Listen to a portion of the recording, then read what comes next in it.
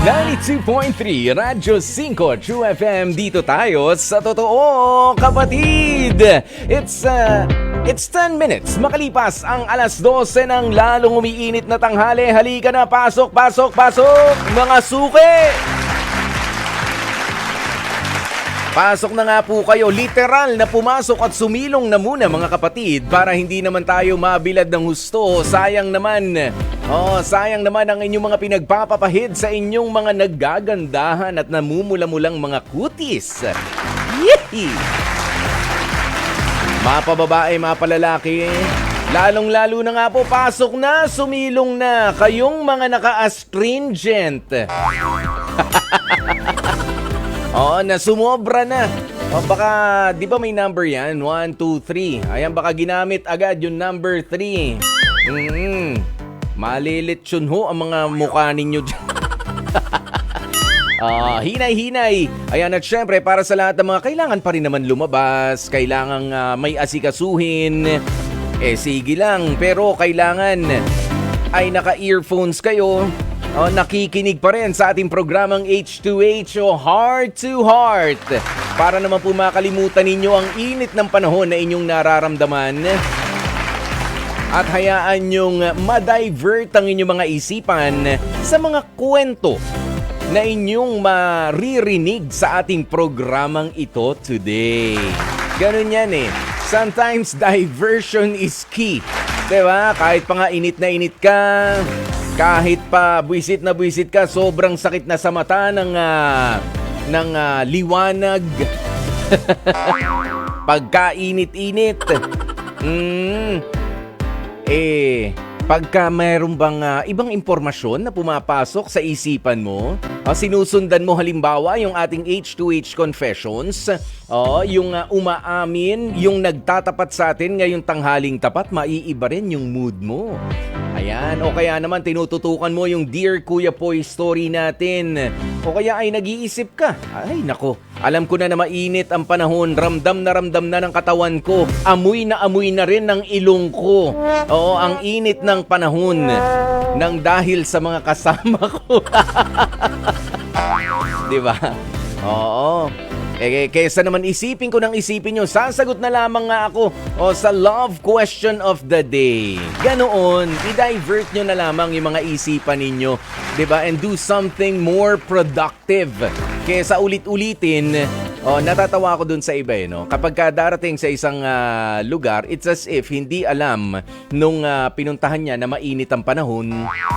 Kunyari galing lang siya sa labas, akala niya nasa silong yung mga tao doon, sabay sasabihin, ang init. Oo, ang init. Mainit nga. Wala na. Puro init na lamang ang ating pwede naman magkumustahan pa rin. Uy, kumusta na ang work? Kumusta naman, nahirapan ka ba sumakay kanina? Ay, nagkita kami ng jowa mo kahapon Oo. Lumampas nga kami sa short time Nag-extend kami. Ay, sorry, hindi pala ganun pangungumusta. Masyado. Hindi pwede yun. Oo. Hindi pwede. Nagkita lang kaming jowa mo. Papasok siya. Tapos ako, papasok din. Ganun. Umpisa na natin dahil gusto na talagang magtapat ng ating mga kasamang kapatid dito sa H2H Confessions. H2H Confessions. 6 years na pagsasama na uwi sa pangangabit ng misis ni alias Jerwin. Sa tuwing abala pala sa trabaho, itong si Jerwin ay ginagamit na yon na pagkakataon ng kanyang asawa na si alias Jerica para piliing traidorin ang kanyang asawa. Once a month lang po kasi kumakauwi sa kanilang tahanan itong si Jerwin para daw makaipon sa kinabukasan ng kanyang pamilyang itinataguyod. Ang kaso, ibang kinabukasan pala ang nililingon ng kanyang partner na si Jerica. Kaya naman kausapin na po natin si Jerwin. Jerwin, magandang tanghali sa'yo. Magandang tanghali po. Kumusta ka naman ngayon, Jerwin? Po, mainit po ba naman? Oo. Ano bang pinagkakaabalan sa buhay? Bakit isang beses ka lang sa isang buwan kung umuwi sa bahay ninyo? Ako po ay caretaker sa Cavite. Nag-iipon po para sa kinabukasan nga po. Caretaker ng, ano ba to, ng isang bakanting bahay o ng, Bodega po. ng bodega. Opo. Oo, ayan, nauunawaan naman ito ni Jerica nung una. Opo, sabi ko naman po, pag-usapan naman po. Alam naman po. Ano yun? Sorry? Sa pag-usapan naman po, alam naman. Yun, payag naman siya. Meron ba kayong mga anak ni Jerica? Meron po siya. Ayan pa. O, kailan nag-umpisa itong pagtataksil ng asawa mo na si Jerica? Wala talaga akong alam, pero sinabi niya lang nung nakaraan niya. Sinabi niya. Hindi mo siya nahuli, pero sinabi niya. Hindi dahil busy nga po sa pag-caretaker namin para sa pamilya namin. Kami po, nalaman ko na lang nung nag-usap kami. Tinawag na ako. Paano niya sinabi, Jerwin? Sinabi niya yung isang araw na umuwi ako. Na parang hindi siya nakapag-uwi. Dahil sabi na rin na mahal niya na rin daw. Sandali, Jerwin, medyo palayo ng konti ng mouthpiece sa bibig habang nagsasalita. Yes po. Ayan, okay. Papaano? Nag-uusap kayo sa cellphone. Umuwi po ako. Mm. Tapos, napag-usapan po namin, tinawag niya po ako. At sinabi niya na meron daw po siyang kabit. At mahal niya na rin daw po yun. Ano yun? Parang out of the blue lang? Wala lang? Parang nagmimerienda lang? Ganyan? Ay nga pala, meron akong kabit. Ganun? Wala kayong pinag-aawayan bago napunta ron yung usapan? Hindi ba siya nanghihingi ng pera sa'yo? Hindi naman. Busy kasi ako kuya ko sa Oo. Diba? Ito na rin napapansin. Ito na rin nababantayan. Oo, so talagang kumbaga parang cold-blooded lang yung pagkakaano niya sa'yo na wala lang. Kanya, at ikaw, anong naging reaksyon mo? Masakit na hindi ko maintindihan. Ang pamilya.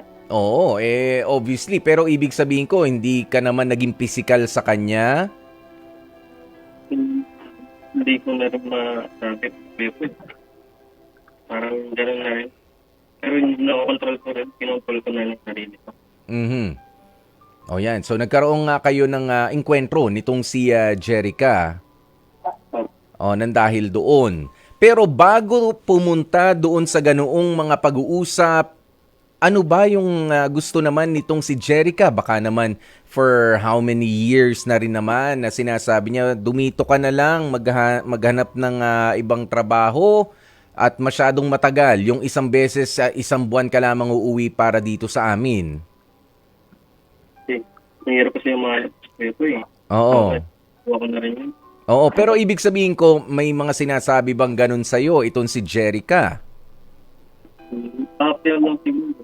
Hindi na ako makasip mo na mangyayari. Oo, yung ganun kasi mga statement, Jerwin, it's a call for help. Yung mga ganoon na mga pag-uusap nyo noon. Kumbaga, nangangailangan siya. Hindi lang yung kwarta na kikitain mo ang importante, 'di ba? Yung presensya mo rin, yun din ang nangungulila siya doon. I cannot blame her fully diyan sa ginawa niyang pagtataksil sa'yo, lalo na kaya nga inaalam ko, meron ba siyang mga sinasabi noon na lumapit ka na lang dito, na lang, subok na lang tayo. Alam ko mahirap magtrabaho, maghanap ng ibang hanap buhay, pero 'di ba? Did you at least try na maghanap ng ibang mapagkakabuhayan nung siya ay nananawagan na sa'yo na samahan mo kami dito sa bahay natin? Hindi na kayo pa eh. Baka in-offer ko sa akin kasi yung kakilala ko. Medyo nag-aano yung linya natin, Jerwin. Kanina malinaw no? Oh, isa pa. Yan, okay. Ano yan, Jerwin? Medyo dapat ko rin tumakanap ko yun dahil kakilala ko po yung nagpat. Okay, so convenient na sa'yo yung trabaho na meron ka, tama?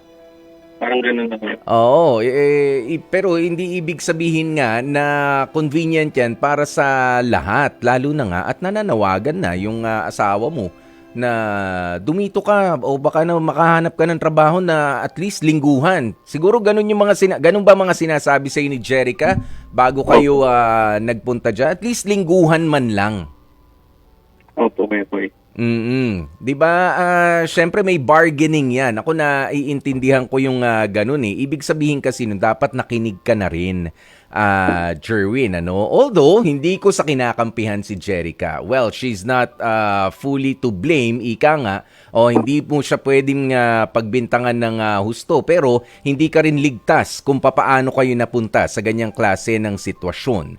Okay, sa ngayon ba, Jerwin, ano na ang plano mong gawin sa relationship ninyo? Jerwin? Gusto ko rin po po. Jerwin, gusto mong mabuo po. gustong mabuo ulit yung pamilya, pero ikaw ba, ano na ang plano mo dyan sa trabaho na meron ka? Kaya mo rin ba yung i-bargain sa kanya? Kumbaga, magkasunduan tayo. Sige, maghahanap ako ng ibang trabaho pero magpapakaayos ka, mag-uuwian ako ng lingguhan. Pero Sige. dapat maayos ka. At wala na yung sinasabi mong kabit na kinalolokohan mo. Kaya mo ba 'yun? Kaya naman siguro kuya po, medyo nalinawan na rin naman ako. Sabi ko nga, if you have a forgiving heart at alam mo, tinatanggap mo na meron ka rin pagkukulang kung bakit nga napunta kayo sa ganyang sitwasyon, basta ito lang ang mahalaga doon sa pagbabago na gusto mo para sa ikaayos ninyo mag-asawa. Yung sumbatan, yung sumbatan, isa-isang tabi nyo yan, please. Huwag kayong magbatuhan ng putik doon sa proseso na kayo ay inaayos ang mga desisyon sa buhay ng bawat isa. Nagtutulungan. If you decide na buuin ulit ang pamilya ninyo kung papaanong paraan na makakabuti para sa lahat, syempre meron pa ring mga mangilan-ngilan dyan na hindi pagkakaunawaan. Pero yung sumbatan, Jerwin, isa yan sa malalakas na anay. Nasisira talaga no? Yung balik ng balik doon sa malinong isa. Kasi, kumbaga nasa proseso kayo, gusto mo ngang ayusin, pero manunumbat ka ikaw nga pinagpalit mo ako sa ganito, ikaw nga ganito, ganyan. Pagka gano'n ang mga hirit, ay hindi, you are not creating a relationship, you are creating an enemy. Kaawa, itinataboy mo na naman siya. So, you decide right now. Hindi ko sa sinasabi na kalimutan yung masamang nangyaring yun. Given na gusto pa nitong si Jerica na magkabalikan kayo. Pero sa tingin mo ba, sa pakiramdam mo, Jerwin, ay may pag-asa pa? Meron pa naman po. Meron pa? Pero ito, bibigyan kita ng pagkakataon para magbigay ng mensahe para kay Jerica. Sabihin mo kung ano ang nilalaman ng puso mo. Kausapin mo siya ng heart to heart. Go ahead, Jerwin. Hindi po humingi ng pasensya dahil malayo ako. Alam ko sa sarili ko may pagkukulang ako. Sana sa oras na to, na pag-dulit sa weapon, magpaayos tayo. Susubukan ko na umarap ng trabaho dito sa malapit at sana ay tigilan mo na yung kulit mo. Yun ako po. Ayan. Okay, maraming salamat sa iyo, Jerwin. At hayaan mong basahin ko lamang ang ilan sa mga sinasabi pa ng mga kapatid natin. Sabi ni Carol Ann, Kuya Poy, ang sa akin, hindi na makikisama sa kanya kasi meron ka nang ipot sa ulo, di ba? Cheating is a choice, not a mistake. Correct me if I'm wrong.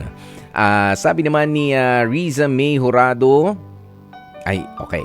Ayan, welcome back. Thank you, Riza May.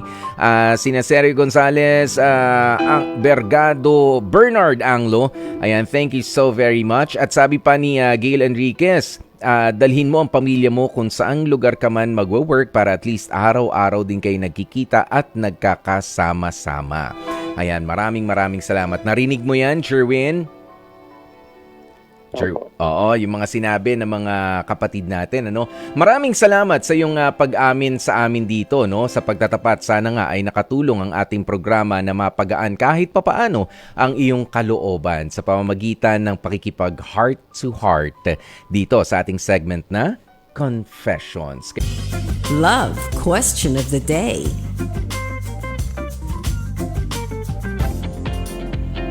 Love question of the day, healthy pa ba ang selos sa love relationship? Eto na nga ang inyong mga kasagutan, kapatid. Sabi ni Sergio, para sa akin, oo, healthy at normal lang na makaramdam ng selos, pero wag naman yung OA. Dapat yung selos na kalmado lang, yung sakto lang, yung tipong wag mo yun. Okay. Yung tipong way mo yun ng pagpaparamdam na mahal mo siya at ayaw mong mawala sa'yo yung tao. Again, wag OA. Matanda na tayo. Alam na natin kung kailan tayo sobra na. Actually, gusto kong palakpakan yung mga ganyan, ano? Ilagay sa tamang level ang mga pagseselo sa mga pagtatampo para wag naman yung OA, lalo na no yung iba. Meron akong kakilala, sabi niya grabe, kung magselos daw ang kanyang partner ay talagang sukat atake niya na sa puso. Yung bang nagpaliwanag na siya at lahat-lahat. Napakaliit lang naman nung kanilang pinagseselusan o nung issue. Talaga naman, sagad-sagaran daw. Akala mo raw mga high school. Tapos may isa naman, sabi ang bibisi na namin po sa hanap buhay. Meron siyang hanap buhay, meron din akong hanap buhay, pero hindi ko alam bakit parang ang dami-dami niyang time para magselos. Sukat na abala na yung mga transaksyon ko sa trabaho, kaso sorry. Ayan, papaliwanag. Lalo na yung pinapaliwanag ko, paulit-ulit lang naman. Yun ang sabi sa akin ng kaibigan ko. Naabala na yung naapektuhan na raw yung kita nung nung kanilang hanap buhay parehas. Busy pero selos sa selos nag-focus, hindi doon sa kanilang kikitain sana sa maghapon. Wag naman umabot sa ganun, ano? Ayan, sabi ni Christina, Kuya Poy, para sa akin minsan maganda kung nagseselos para alam mo yung mga ayaw niya at may adjust mo yun. Kaya lang may limitasyon yun kasi. Minsan sobra na at nakakasakal na rin, hindi na maganda. Salamat at happy listening po sa lahat. Thank you, Christina. Naman lalo na nga po sa ganitong init ng panahon, stressful na nga ang mga pangyayari sa paligid. Tapos inuna mo pa yung selos, wala na akong makain.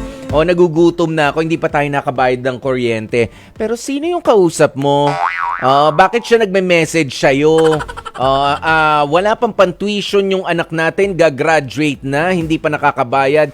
Pero sino yung nilalike mo na sino yung lagi mo nilalike na picture na friend mo, yung maganda? Yung pogi? Yan yung mga ganyan. Yung pa talagang inatupag, iba rin. Si Gail Enriquez, sabi niya, oo naman, yung cute na selos lang, wag naman yung sobrang tipong maiinis na rin yung partner mo. Ayan, kakaselos, baka ma-relationship over pa. Ayun nga. Ayan, si Alma Aranillo, sabi niya, oo, selos na pabebe lang. Yung papampam lang, parang KSP. Wala ako masyado basta lahat naman ng sobra kasi masama. Ayan. Kaya nga hindi ko rin magets para doon sa iba na okay, you made your point, pero paulit-ulit pa rin.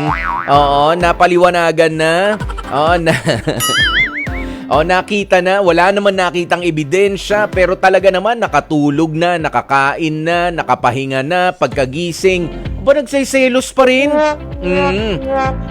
Yan ang problema dyan, kapatid. Wag nyo masyadong inaaksaya, ha? Yan naman ang masasabi ko, wag masyadong inaaksaya ang inyong mga oras sa kaseselos, lalo na nga, katulad yung sabi ko kanina, naapektuhan na yung mga pangkabuhayan ninyo, naapektuhan na sa trabaho, stress na nga sa trabaho, ini-stress mo pa ang partner mo, hindi na cute yun.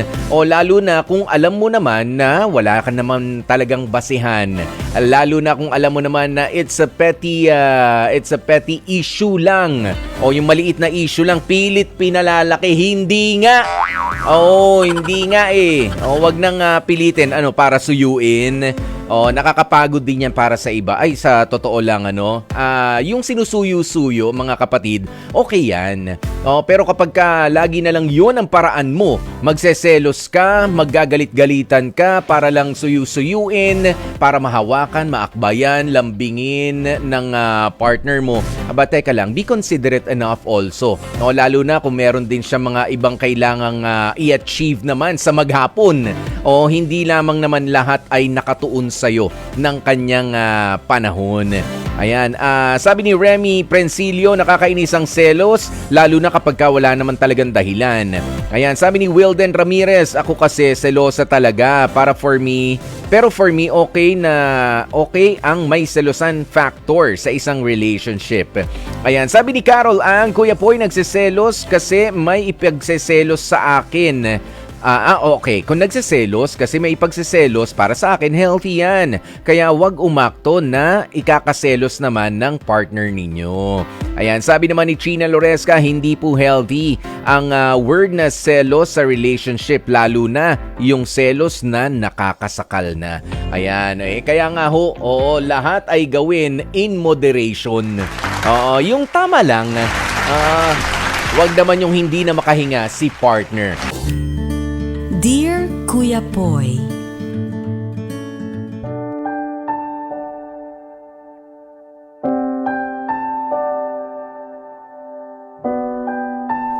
Dear Kuya Poy, magandang araw sa inyo at sa lahat ng nakatutok at nanonood ng programang Heart to Heart sa Facebook Live ng 92.3 True FM. Itago niyo na lamang ako sa pangalang Harold, 31 years old, ng Baliwag, Bulacan. Ang storyang ibabahagi ko sa inyong programa ay hindi para magbigay ng sama ng loob o manira ng kapwa. Tungkol ito sa aking nararamdaman sa isang lalaking naging karelasyon ko sa loob ng 2 taon na itago na lamang natin sa pangalang Fidel, 29 years old. Para sa akin, Kuya Poy, biyaya na maituturing na ipakilala kami ng tadhana sa isa't isa ni Fidel. Minahal ko siya at alam kong kaparehas lang din ang nararamdaman ni Fidel para sa akin. Hindi nagtagal ay ipinakilala na rin ako ni Fidel mula sa kanyang mga kaibigan hanggang sa kanyang pamilya. Grabe Kuya Poy, noong mga panahong yun, walang paglagyan ang sayang nararamdaman ko. Kinalaunan nga ay nagdesisyon na rin kaming magsama sa isang tahanan ni Fidel. Ayos naman kami ng karelasyon ko. Masaya at kontento kami sa buhay na meron kami. Ang kaso, si Fidel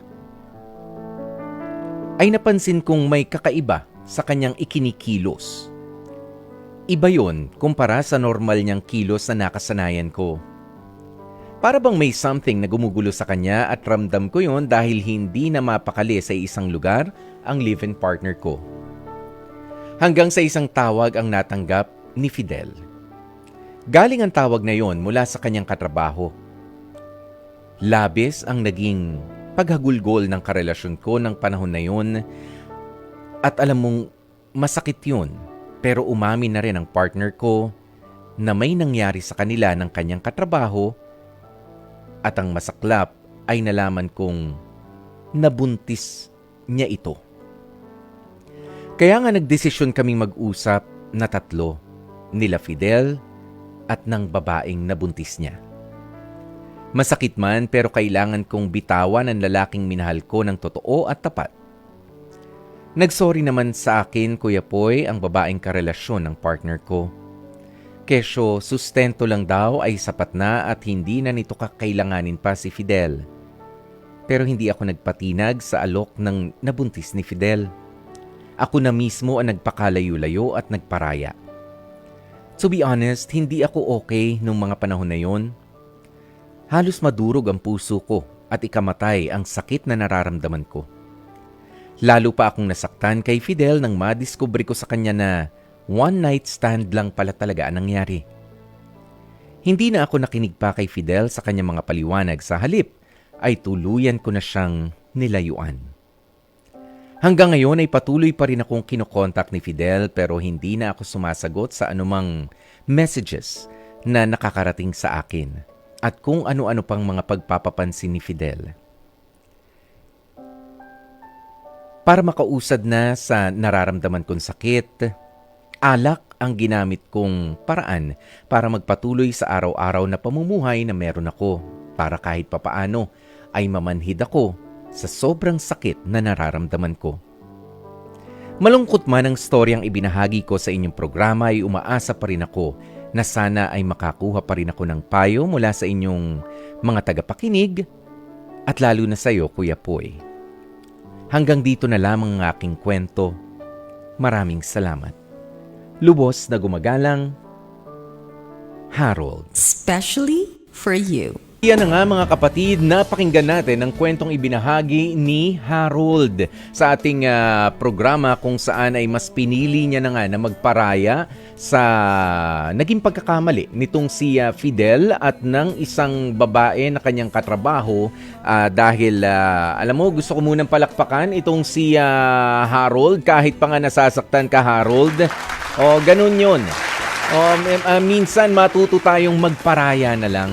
Kesa ilaban pa yung mga bagay na hindi na rin naman talaga para sa atin. Kumbaga mas nilawakan mo na lang talaga yung pang-unawa mo. At kahit pa nga, ewan ko lang, kung talagang parang trip-trip lang para dito kay Fidel at doon sa babaeng kanyang katrabaho na nabuntis niya, ang bunga ng kanilang one-night stand, biruin nyo naman mga klaseng pag-iisip yan. Sustento na lang yung kailangan ko, hindi ko na kailangan si Fidel.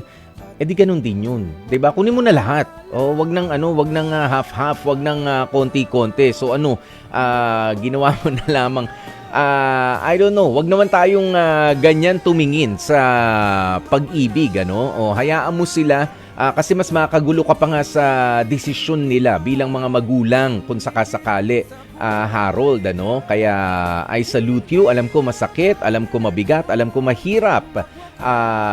Pero talagang kailangan gawin yung pagpaparaya na ganyan para sila man, itong si Fidel at yung babae ay magising sa katotohanan na kailangan pa rin nilang maging magpakamagulang sa kanilang magiging anak na hindi na rin naman mapipigilan pa, napapalapit na. 'Di ba? 'Yun ang mas problemahin, hindi yung relasyon na meron ka o yung relasyon na nasayang. Kaya naman, thank you Harold sa iyong pag-share ng ating programa. Ang maipapayo ko na lang sa iyo, tigilan mo na yung pag-inom-inom ng alak mo. Alam ko na nasasaktan ka pero mas marami pang mga paraan para maka-move on sa ganyang klase ng pain, sa ganyang klase ng pagtataksil. Pero yung pagsira sa sarili nating katawan, hindi yan ang magiging magandang kasagutan. Dahil kumbaga mamamanhid ka lang sandali, sabi mo nga pero hindi yan ang gamot para dyan. Sana sa mga susunod na araw ay yung aral na ito ay mag-heal na rin sa'yo. Okay? Ayan, maraming salamat and congratulations na muna. Ayan, sa ating winner for today na si Ajiva de la Cruz ng Quezon City, ang ating caller kanina. Ikaw ang magkakamit nga ng Sulit TV box for today. Papaano? Bukas po ulit magkarinigan tayo mga kapatid. H2H, alas 12 ng tanghali. Nakasama nyo nga po ang inyong lingkod. Ako po si Kuya Poy, ang inyong gwapopoy para dito sa programang H2H, Heart to Heart ng 92.3 Radyo 5 True FM. Dito tayo sa totoo.